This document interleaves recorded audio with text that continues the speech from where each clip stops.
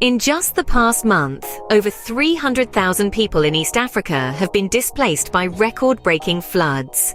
The magnitude of this crisis is immense, with Lake Tanganyika's water levels reaching unprecedented heights, as reported by Bloomberg.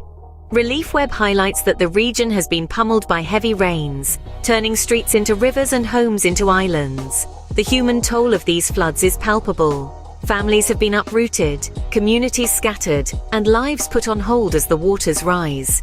In some areas, entire villages have been submerged, forcing people to abandon their homes and seek refuge wherever they can find higher ground. The immediate threat to human life is severe, with the risk of waterborne diseases following closely behind the receding floodwaters.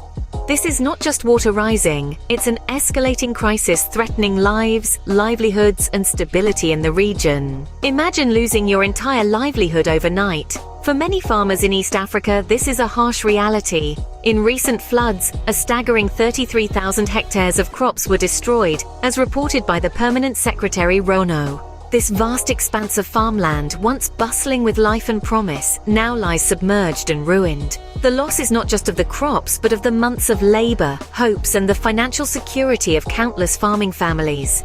The situation is further complicated by the government's stance on compensation.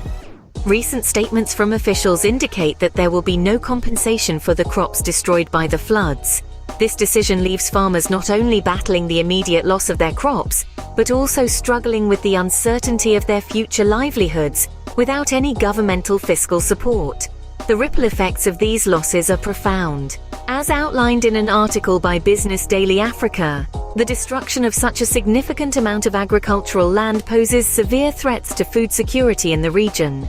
The potential for famine looms large, threatening to escalate an already dire situation into a full-blown humanitarian crisis.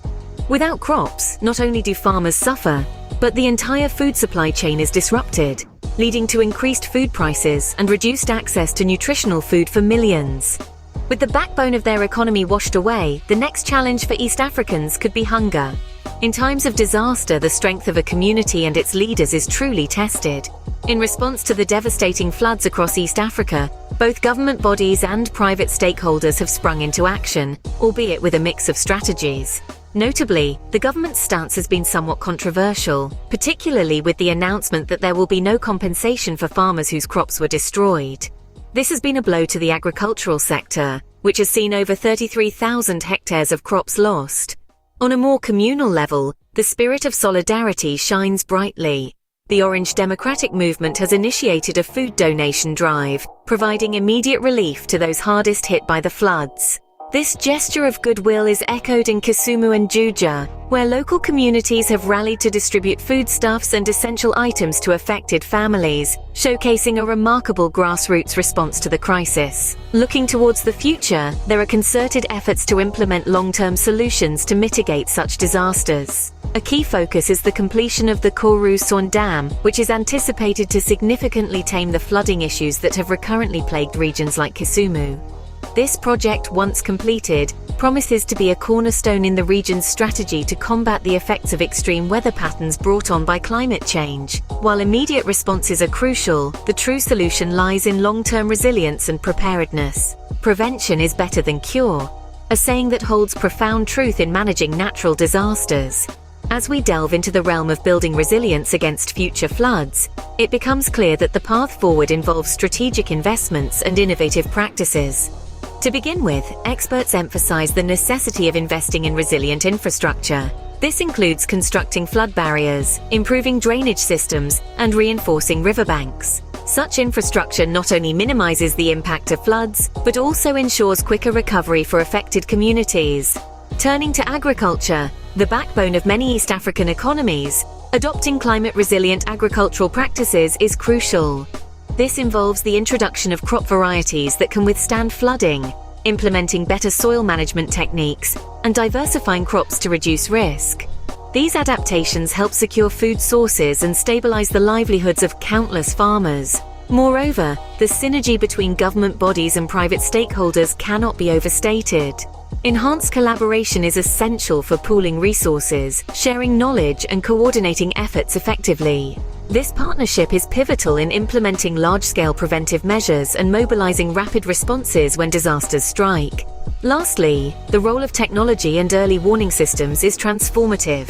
By utilizing satellite imagery, weather forecasting, and real-time data analysis, these technologies provide critical information that can preempt disaster impacts. Early warnings allow for timely evacuations, saving lives and reducing economic losses. Investing today in resilience means safeguarding tomorrow against the unpredictable wrath of nature. As we've seen, the floods in East Africa are more than a natural disaster. They're a multifaceted crisis needing a multi-pronged response. The deluge has not only claimed lives but also wiped out 33,000 hectares of crops, leaving a looming threat of famine. Communities and governments are in a race against time, providing emergency aid and strategizing long-term solutions to enhance resilience against such calamities. The challenges are immense, from the urgent need for food and shelter for displaced families, to the long-term necessity of rebuilding infrastructure and adapting agricultural practices to withstand future floods. It's a testament to human resilience, seeing communities band together, with governments and international bodies pulling resources to mitigate the impact. Yet, the road to recovery is long, and the need for support is ongoing.